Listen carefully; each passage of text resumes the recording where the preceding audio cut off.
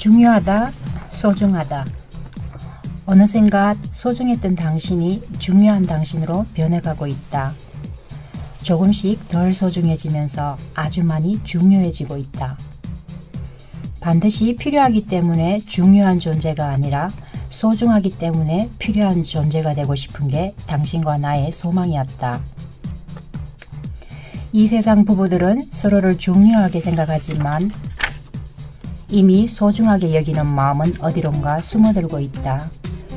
중요한 사람으로서의 자기 역할을 제대로 수행하려는 의욕이 있는 한 버려지지는 않을 것이라는 각자의 믿음만이 고개를 내민다. 각자의 자기 역할에 대한 믿음을 서로의 존재에 대한 신뢰라고 착각하면서 관계가 유지된다. 우리는 중요한 것들의 하중 때문에 소중한 것들을 잃는 경우가 많다. 중요한 약속과 소중한 약속 사이에서 끊임없이 갈등하며 중요한 약속에 몸을 기울이고 만다. 안녕하세요. 메르스로 어수선한 가운데 스토리텔러 수사장님들이 다시 모였습니다. 날씨도 덥고 건조하고 많이 걱정들 되시죠? 하지만 걱정만 하고 앉아있을 수는 없으니까 의료진이 아니고 정책 집행자도 아니지만 우리들이 마음이라도 다잡아야 되지 않을까요? 그래서 오늘 선정된 책 마음사전 이걸 가지고 우리 마음을 한번 열어보기로 하겠습니다. 자, 정임씨 오늘 마음사전 소개 좀 해주시죠. 네, 안녕하세요. 예, 오늘은 김소연 시인의 마음사전이라는 책을 제가 정했는데요. 첫 시집 극에 달하다, 빛들의 피곤이 밤을 끌어당긴다, 눈물이라는 뼈, 수학자의 아침, 이렇게 4권의 시집을 낸 시인이세요. 산문집으로는 마음사전이랑 시옷의 세계가 있습니다. 근데 처음에 제가 이 책을 읽게 됐는데 책이 참 좋았어요. 근데 이 글을 읽어보면 처음에 한 번 딱 읽을 때는요, 이게 무슨 말이지? 말장난인가? 그래서 짜증이 나려고 하다가요. 조금 더 이렇게 한 번 더 되새겨 읽어보면요, 그 말들이 그러니까 오래 생각하고 또 깊이 이렇게 들여다보면서 쓴 것 같다. 특히 여기는 이제 감정이나 기분, 느낌에 대한 정의가 마음에 와닿아서 선택하게 됐어요. 네. 그래서 역시 시인의 눈이 참 특별하구나 생각했답니다. 네, 시인 이야기. 왜 재미지셨는지 모르겠어요. 네, 안녕하세요. 이성숙입니다. 제가 이 책 읽을 때 느낌은 처음에 출발이 굉장히 어둡게 출발하는 마음으로 출발하더라고요. 네, 근데 맞아. 항상 그 챕터가 끝날 때는 조그마한 불씨를 살려둔다는 느낌. 그래서 왜 화롯불에 잿빛으로 있지만 이렇게 후 불면은 밝게 달아오르는 어떤 그런 불씨, 그게 연상되면서 챕터마다 힘든 삶이지만 항상 그 삶 속에서 끈을 놓지 않고 했기 때문에 이 시인, 이 작가가 이 자리에 있지 않나. 네. 그리고 우리가 재밌게 또 계속 새로운 책이다라고 생각하면서 읽을 수 있었던 것도 그런 기분, 마음 자세가 읽혀지니까 그렇지 않았나 싶어서 참 좋았어요. 네. 오늘 여는 시간에 우리 성숙 씨가 낭독해 주신 거 있죠? 그게 네. 제목이 뭐였어요? 소중하다, 중요하다였는데 네. 솔직히 요즘 한참 메르스가 유행하잖아요. 네. 그래서 출근할 때 지하철로 오가는 애기 아빠한테 조심해요, 걱정이 되네요 하는데 이 책을 읽으면서 다시 한번 생각해 봤는데 소중해서 제가 애기 아빠를 걱정하는 걸까? 아니면 중요해서 걱정하는 걸까? 질리더라고요. 질리면서 아무리 생각해도 저 역시도 중요해서 살아가는데 꼭 필요한 사람이라서 중요해서 그렇지 않나 생각하다가 저 뒤에 왜 이 책에도 나오지만 채취에 관해서 나오는 파트가 있는데 애기 아빠나 제 딸이 출근하거나 학교 등교한 후에 제가 청소하면서 그들의 베갯잎 냄새 내지는 그들의 왜 벗어놓은 이렇게 메리아스 냄새, 옷 냄새를 한 번씩 흡입할 때면 마음이 푸근해지면서 중요하다기보다는 아직까지는 그래도 소중하기 때문에 내가 이들과 같이 살면서 챙겨주고 하는구나.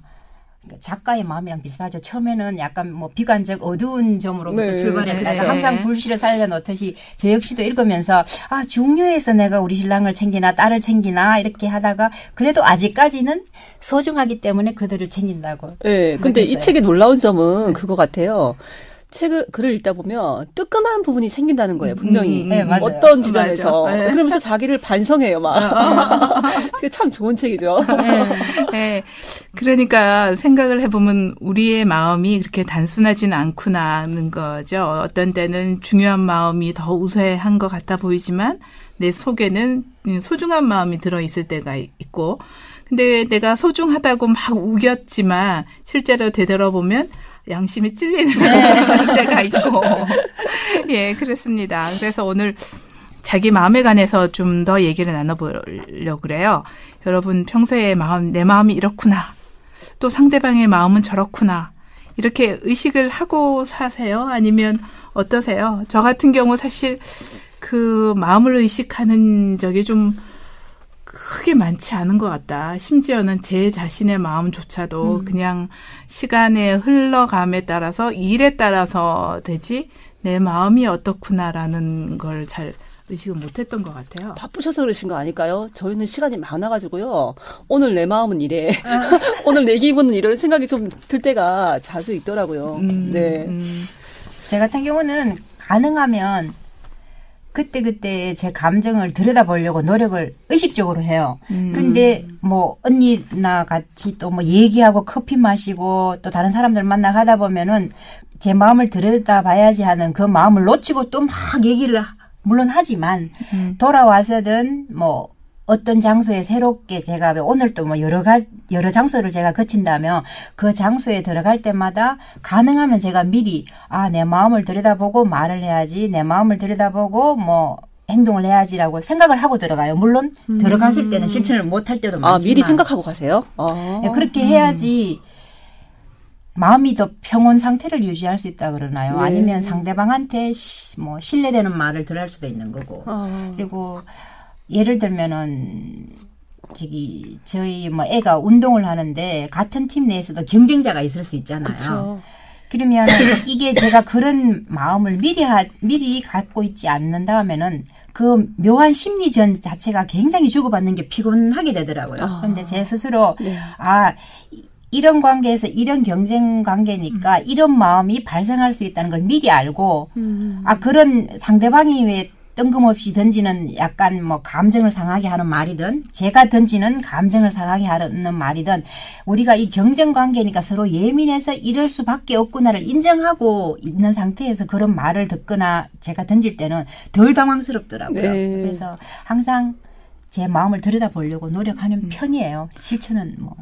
그러니까 여기서 얘기하는 게 자기 그 느낌은 항상 있잖아요. 누구든지 내가 뭐 좋다, 기쁘다, 슬프다, 뭐 이런 느낌들이 항상 사람이 없지는 않은데 의식적으로 뭔가 내 마음을 의식하는 게 쉽지 않다라고 생각한 경우가 작년인가 비폭력 대화법이라는 강의에 참가를 했었는데 이제 거기가 일반적으로 이렇게 하는 게 아니라 실제로 이렇게 해보는 거예요. 상대방을 이렇게 지어서 이렇게 얘기를 하는데 그때 거기서 이제 굉장히 인상 깊었던 게 상대방의 어떤 행동이 있으면 내가 바로 그 행동에 대한 감정이 생기잖아요. 네. 그 버스에 탔는데 어떤 사람이 굉장히 무례하게 했을 때, 무례한 행동을 했을 때 거기에 대한 내가 울컥하는 감정, 이런 감정들이 생기는데 그 감정을 내가 지금 이러한 상태로 그 감정을 바로 느끼기 전에 내가 이러한 감정을 느끼고 있구나라고 자기를 한번 이렇게 띄워놓고 느껴보는 거 그게 참 쉽지를 않더라는 거죠. 그냥 일단 화가 나면 그냥 화가 나는 거야. 그리고 좋으면 그냥 좋고 바로바로 즉각적으로만 반응을 하지. 내가 지금 이런 상태구나 라고 나 자신을 약간은 좀 떼어놓고 생각해 보는 거는 좀 어렵더라. 왜냐하면 이 마음사전에서 이런 글이 나올 수 있었던 게 아마 그걸 깊이 들여다봐서 그렇지 않을까 그런 생각이 들더라고요. 저 같은 경우는 성숙님하고 반대되는 게 저는 어느 장소에 가기 전에는 생각을 하나도 안 해요. 근데 장소들을 다 갔다 와서 집에 돌아오잖아요. 그럼 그 장소마다 갔던 곳에서의 나의 말과 상대의 말들이 다 생각이 나요. 네. 그럼 집에 와서 이제 그 후회를 하죠. 나는 왜 이렇게 많은 말을 했던가? 혹시 이 말에 기분 나쁘지 않았을까? 그러니까 오히려 나가기 전에 이렇게 미리 자기 마음을 한번 챙기고 나가면 더 나가서 저처럼 실수하는 일이 적지 않을까 그런 생각이 들어요. 자랑 삼아 얘기하는 건데 제가 이렇게 이 순간에 머물러라는 그 말 자체를 언젠가부터 핸드폰 문구라든가 굉장히 자주 사용했었어요. 네. 지금 이 순간에 머물러야지. 물론 책에서 받는 말이고. 네. 그게 한 몇 년에 걸쳐서 제가 노력하려는 면도 있었고 또 의도적으로 이렇게 막 자꾸 이렇게 문구로 삽입하고 해서 그런지 최근에 누가 그러더라고요. 언니는 참 말을 객관적으로 해. 내지는 이러이러한 상황인데 요즘 그렇잖아요. 한 3명, 4명만 모이면 편이 걸려지잖아요. 맞아요. 보면. 맞아요. 그리고 거기서는 어우러지더라도 뒤에 와서 2명이 남거나 3명이 남았을 때 또 나머지 사람이 언급이 되고 그런 이렇게 반복되는 과정 속에서 대부분의 그 엄마들은 그냥 얘기하고 마는데 저는 그게 왠지 좀 찝찝하더라고요. 찝찝하면서 그런 눈으로 보지 말고 어차피 같이 어우러져 가야 되는 사람들이니까 좋게 보도록 노력하자. 그리고 솔직히 자기랑 나랑 이렇게 그 엄마 험담하지? 그럼 그 엄마 역시 나랑 있을 때 또 자기 험담할 수도 있어. 제가 이렇게 오픈시켜놓고 네. 이렇게 얘기하는 가운데 그런 말을 하고 또 주변에 그 같은 무리의 엄마들이 왜 자꾸 화를 내는 분이 또 있잖아요. 네, 그렇죠. 성격상. 예. 제 같은 경우는 그런 화를 저를 향해 내든 다른 사람들을 향해 내든 그 화내는 것 자체를 그냥 보고만 있어요. 보고 거기에 감정이 동요 안 하도록 훌륭하신데요. 네, 그리고 그냥 객관적으로 내가 할 말을 하고 그러면 그 화냈던 사람들도 오히려 그냥 다음에 만났을 때는 제가 제 스스로가 저 언니 내지는 저 사람은 좀 다른 성향이구나를 아는 것 같더라고요. 그러고 나서 약간 더 조심하거나 편안해하는 면도 있고 그런 걸 약간 느껴지니까 계속 순간순간 내지는 그때 내 감정을 들여다보면서 살면은 이런 좋은 점이 생기겠구나 그런 생각이 들더라고요. 네.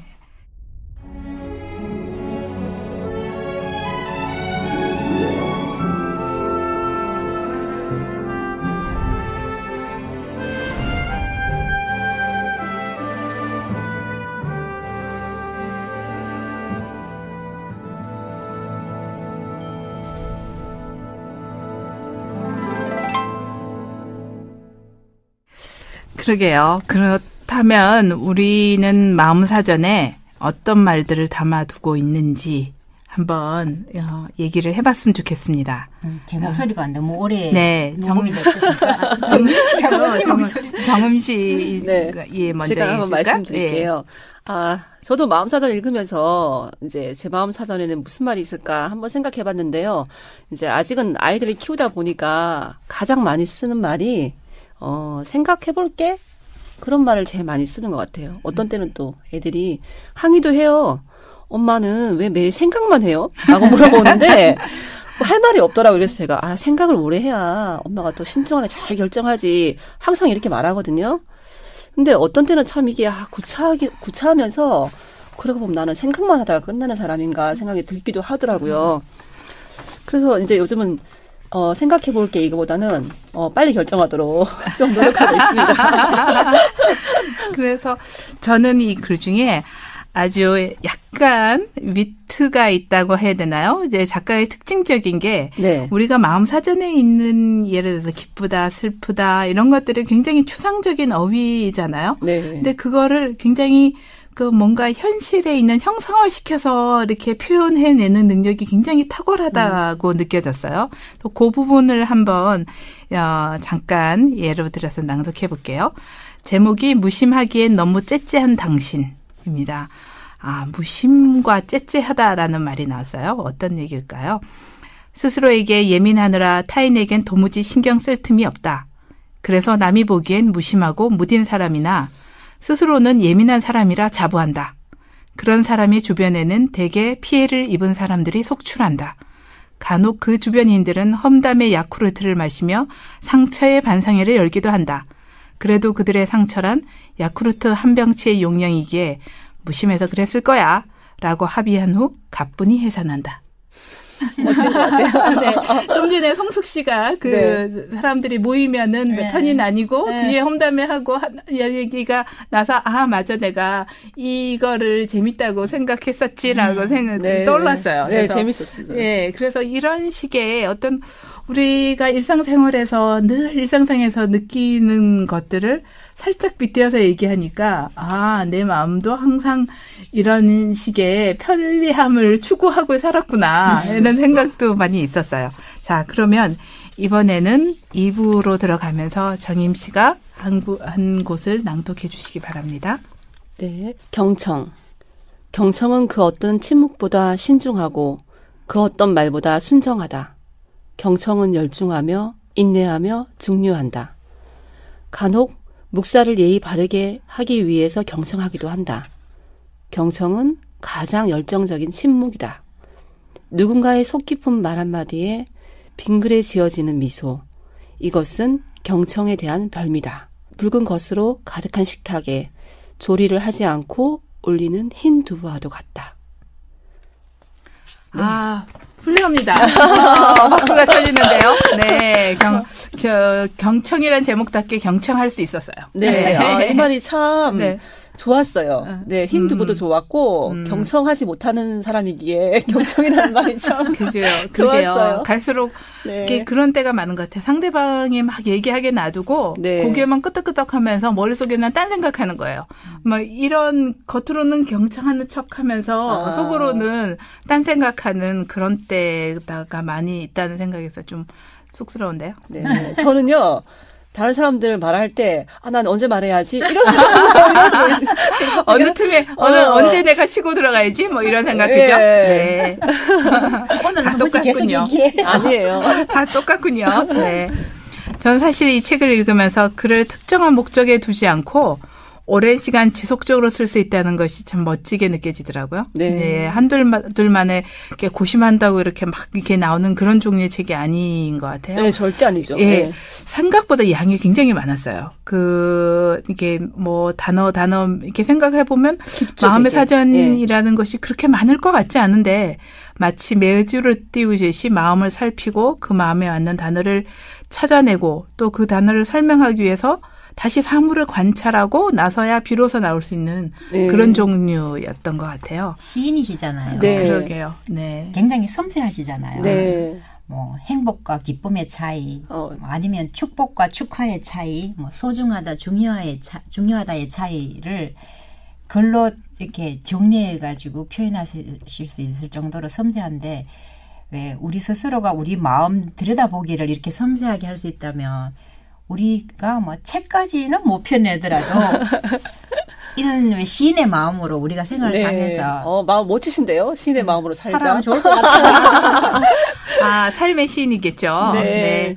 그렇다면은 우리가 이 내 마음을 상대방에게 전달하고 또 혹은 상대방의 마음을 읽어주기 위해서 들어주기 위해서 어떤 말을 주로 이렇게 의도적으로 하시는 말이 있으세요?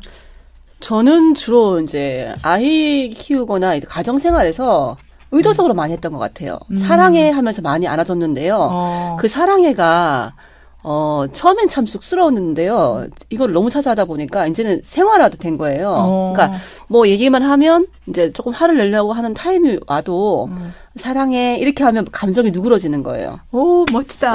네, 근데 어느 순간에는 내가 맨날 입에 발린 얘기만 하고 있네. 하지 마.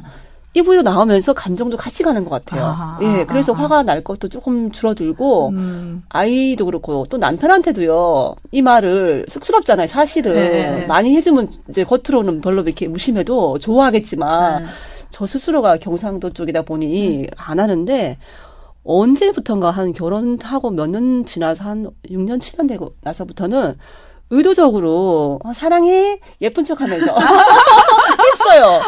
예뻐요. 네, 아닙니다. 그랬더니 얘가 왜 이래 안 그래요? 아니 그러니까 내 말이 무심한 듯하면서 살짝 웃는 거예요. 좋은 거예요. 그러게요. 사랑한다는 말 들어서 나쁜 사람은 한다 없겠죠? 네. 그래서 밖에 나가서도 다른 사람들한테도 어머 사랑해 뭐 이런 말을 좀 할 수 있으면 좋겠어요. 서로 우리가 그렇죠. 어렵긴 하지만. 네. 성숙 씨는 어때요? 제 같은 경우는 평상시에 요즘 행복이라는 단어를 참 많이 생각해요. 그래서 그저께 안 그래도 아들하고 딸이 식탁에 있길래 무슨 얘기를 하다가 너는 행복하냐? 딸한테 물었더니 엄마 같으면 내가 상황인데 행복하겠어? 행복할 텐데. 그래서 아들한테 혜원아 너는 어때? 이러니까 행복해 그러더라고요. 그러니까 이게 같은 마음 뭐 행복하다는데도 불구하고 표현하는 방식 자체도 다르고 너무나 다른데 그쵸. 제가 생각하는 행복은 제 스스로는 제가 지금 이 존재하는 게 제 의지와 무관하게 존재하잖아요. 그렇죠. 그리고 또 뭐 제 존재가 축복 속에서 존재하는 것 같지도 않고 왜냐하면은 유경제가 엄마 아빠가 정말 뭐 저를 축복하기에 의도적으로 저를 탄생시키기도 어렵죠. 저의 삶의 뭐 행복의 출발은 항상 좀 그냥 어둡다 그래야 될까요? 뭐 어쩔 수 없으니까 생활하는데 생활하려면 가능하면 즐겁고 행복하게 하자. 맞아요. 그렇게 생각하고 애들한테도 가능하면 행복한 모습을 보여주고 싶어요. 네. 그 사랑과 행복 뭐 이런 얘기가 하니까 저 같은 경우에는 성경에 이런 말이 있어요. 그 사랑은 두려움을 내어 쫓는다. 라는 그 말이 굉장히 예전에 확 와 닿았던 게 그 젊은 시절엔 아무것도 잘 결정이 되지 않고 뭔가 불안정하고 이럴 때 20대 초반 때 굉장히 그 두려움이 많았던 것 같아요. 인생에 대한 두려움이 굉장히 꽉 차 있었을 때 사랑이라는 게 두려움을 내어줄 수 있을 정도로 강렬한 사랑이 있을 수 있나? 그게 성숙 씨 느꼈던 것처럼 내가 그렇게 사랑받거나 축복받는 존재라는 느낌이 잘 안 들었는데 그럴 수가 있는가? 라는 그런 생각이 참 들었던 것 같고 그래서 사람이 정말 나 자신을 소중하게 여긴다는 게 어떤 건가 이런 생각을 하면서 마음사전을 이렇게 잘 들여다보고 자기 마음을 잘 들여다보는 게 결국 나 자신을 소중히 여기고 또 사랑하고 그래서 더 밖으로 이렇게 다른 가족도 더 사랑할 수 있게 되는 거 아닌가 이런 생각이 들었어요. 근데 제가 불미하지만 제 마음사전에 하나를 한번 써봤어요. 그래서 잠깐 읽어볼게요. 제목은 절정이에요. 절정은 쉬이 오지 않는다. 산의 정상은 그 산이 높을수록 또 험할수록 꼭대기에 섰을 때의 감동이 큰 것처럼 절정에 이르기 위해서는 땀을 많이 흘려야 한다. 해질 무렵 주변이 온통 주황색으로 물들고 거무스레한 어둠이 내리기 전에 오묘한 빛의 향연, 그 이상의 절정이 없을 것 같다. 그런 절정 속에서는 모아일체 또 신과의 합의를 느끼게 된다. 무릇 인간이 가장 행복할 때는 어떤 대상에 대한 자신을 완전히 몰입할 수 있을 때이다. 절정은 타자를 내 속에 가둘 때가 아니라 내가 그 타자 안에서 온전해짐을 느낄 때 온다. 멋지시네요. 네. 감사합니다. 타자 안에 내가 없어지는 게 아니라 그 안에서 들어갔는데 내가 더 나 자신다워진다는 거. 그게 굉장히 중요하지 않을까. 예. 제가 생각할 때도 아까 전에 축복이란 말씀을 드렸는데 존재 자체가 축복받는 존재는 아니었다 하더라도 제가 살아가면서 얼마든지 제 자신을 축복받는 존재로 만들 수 있다고 생각하거든요. 그렇게 사는 것 자체가 또 행복할 것 같고 그래서 이렇게 언니가 말씀하신 타자 안에서 온전해진다는 그런 의미도 어떻게 보면 타인과의 관계 속에서 제 자신의 존재가 축복받는 존재 그런 의미로 저는 또 받아들여요. 네, 다른게 본다면 또 저는 그 생각이 드는 게 결국 이게 타자가 나와 남편, 가정, 그러니까 가정이 이렇게 굳건하지 못하면 결국 내가 내 자신을 소중하게 여기도 힘들고 그런 느낌을 들 것 같아요. 그래서 가정이 굳건해야 또 부부 사이가 서로 좀 굳건해야 우리가 또 조금 이제 자기도 돌아보고 주변에 뭐 자식이든 이웃이든 돌아볼 수 있잖아요. 그래서 아마 또 그 가정이라는 게 또 타자로 대신할 수 있겠다. 그런 생각이 들었어요. 네. 네. 혹시 오늘 준비했는데 다 못하신 얘기, 또 꼭 하고 싶으신 얘기 있으세요? 제가 짧게 하나 할게요. 네네. 어느 날 아침에 길을 가고 있는데 저 앞에서 한 70대 되시는 이 할머니가 이렇게 걸어오시는 거예요. 그래서 이제 지나가시는데 또 맞은편에서 또 한 이제 좀 나이 더 돼 보이시는 이제 다른 할머니 한 분이 곱게 차려입고 딱 다가오셨어요. 그랬더니 이제 두 분이 만나시니까 아유 이렇게 예쁘게 하고 어디 가세요? 너무 예쁘세요. 이러시는 거예요, 두 분이. 그래서 제가 그 광경이 너무 예뻐서 쳐다봤었어요. 그래서 나이가 들수록 우리가 서로에게 예쁘다고 얘기를 해주고 저렇게 다정하게 인사하시니까 참 보기 좋다. 그 생각이 나네요. 주님 씨 오늘 너무 예뻐요. 이런 건가요? 네.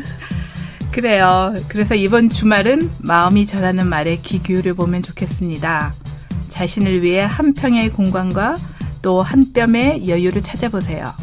그리고 그 마음의 소리를 글로 적어보시거나 사랑하는 누군가에게 표현해보면 좋겠습니다. 잠깐만요. 그렇군요. 당신의 마음은 그랬군요. 예, 감사합니다. 감사합니다. 감사합니다.